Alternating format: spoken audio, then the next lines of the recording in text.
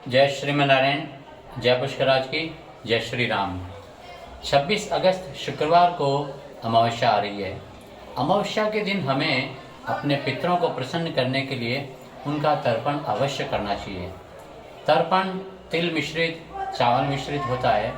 किसी भी तीर्थ पर जाकर, सरोवर पर जाकर, कुएं के पास जाकर के आप अपने पितरों की शांति के लिए, पितरों की कृपा के लिए, पितृदोष से बचने के लिए हमें वैसे तो प्रतिदिन तर्पण करना चाहिए, परंतु व्यस्तता के कारण, समय ना कर होने के कारण अगर हम तर्पण ना कर सकें तो अमावस्या के दिन तो विशेष रूप से हमें ध्यान रखना ही चाहिए कि हमें अपने पितरों का तर्पण करें। तर्पण से देखिए, पितृलोक में सब कुछ है।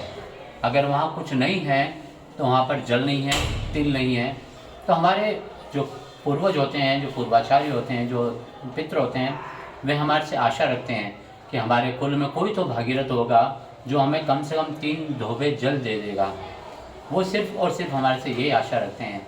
जिन परिवार के लोग अपने पितरों को जलदान नहीं देते हैं, तर्पण नहीं देते हैं, उनके पितृलोक में काफ़ी कष्ट उठाते हैं और उन्हीं कष्ट की वजह से हमारे घर परिवार में नाना प्रकार के विघ्न, बाधाएं, बीमारियां, तकलीफ़ें आती है जिनका हमें ज्ञान नहीं होता है।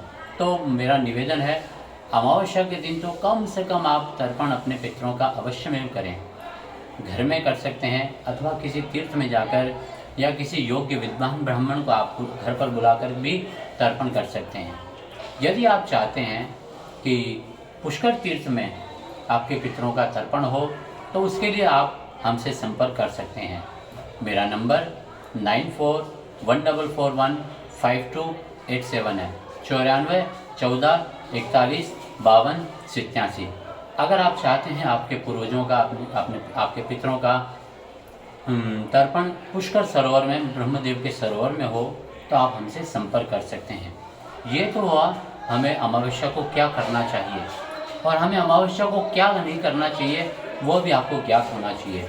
सर्वप्रथम प्रातःकाल जब हम स्नान करते हैं तो उस दिन साबुन, सोडा, शैम्पू ये बिल्कुल भी आप कार्य में ना लें।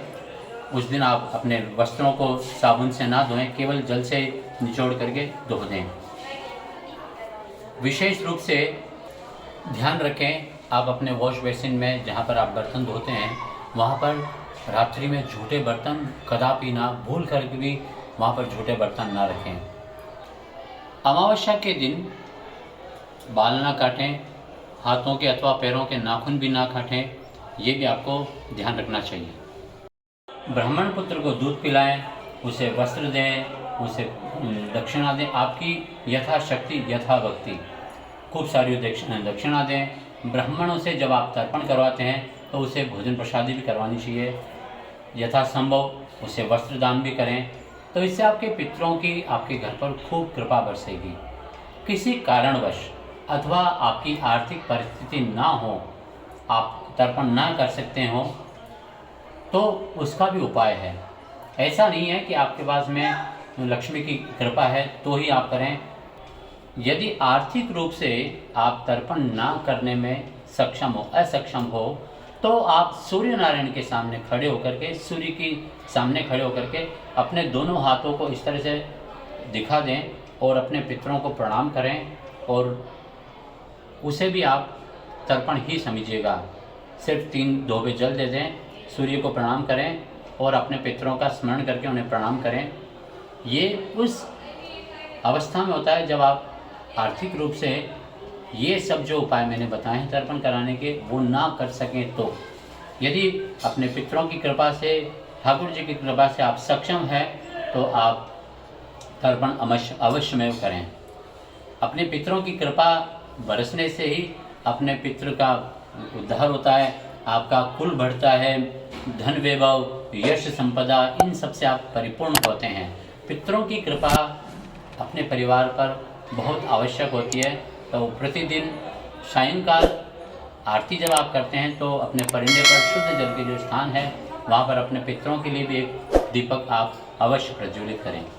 पुनः निवेदन, अगर आप पुष्कर सरोवर में तर्पण करवाना चाहते हैं तो आप पंडित रवि शर्मा से संपर्क कर सकते हैं। हमारे नंबर 9414415287 है, नीचे डिस्क्रिप्शन पर मिल जाएंगे। आप मुझे व्हाट्सएप के ज़रिए आप मुझसे संपर्क कर सकते हैं और दास आपकी सेवा में हाजिर है। जय पुष्कर राज की, जय श्रीमनारायण, जय श्री राम।